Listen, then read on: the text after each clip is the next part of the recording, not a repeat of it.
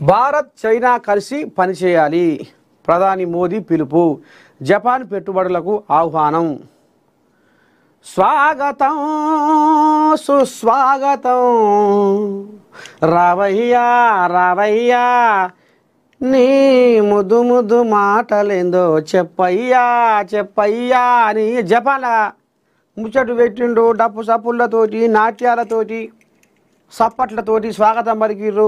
ఇక అక్కడ జపాన్ వాళ్ళకు రారే మా భారతదేశంలో పెట్టుబడులు పెట్టురే, మా భారతదేశం అసలు ఎట్లా నీ దండం పెడితే మొయ్యిన మోతమవుతుంది మా భారతదేశం, ఇంకా కూడా మీరు పెట్టుబడులు పెడితే ఇంకా బ్రహ్మాండంగా మీకు ఏ కొదవలేదు రారి రారి అని వాళ్ళకు చెప్పి మళ్ళీ ఇప్పుడు ఈ ట్రంప్ కోయిలాగా కొద్దిగంత దూరం అవుతుందిగా ఈ టారిఫ్ల కథతోటి. మళ్ళీ చైనాతోని కూడా రాసుకొని పూసుకొని తిరగాలన్న ఆలోచన మీద ఈ రకంగా మళ్ళీ అనుకొస్తుండట. భారత్ చైనా రెండు దేశాలు కలిసి పనిచేయాల్సిన అవసరం ఉందని ప్రధాని నరేంద్ర మోదీ అన్నారు. ప్రస్తుతం ప్రపంచ ఆర్థిక వ్యవస్థలో అస్థిరత దృష్ట్యా ప్రపంచ ఆర్థిక క్రమానికి ఓ స్థిరత్వాన్ని తీసుకురావాలంటే ఇరు దేశాలు ముందడుగు వేయక తప్పదన్నారు.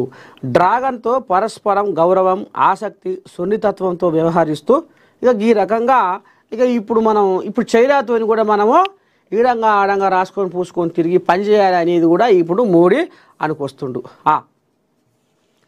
విద్యా ప్రమాణాలు పెంచాలి. విద్యార్థులు బోధనా సిబ్బందికి ఫేషియల్ రికగ్నిషన్ తప్పనిసరి.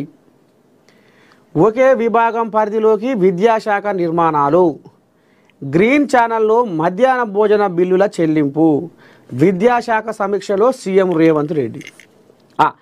పాఠశాలల నుంచి విశ్వవిద్యాలయాల వరకు ప్రతి విద్యా సంస్థల్లోనూ మెరుగైన బోధన సాగాలని, విద్యా బోధనలో నాణ్యత ప్రమాణాలు మరింతగా పెంచాలని ముఖ్యమంత్రి రేవంత్ రెడ్డి ఆదేశించారు.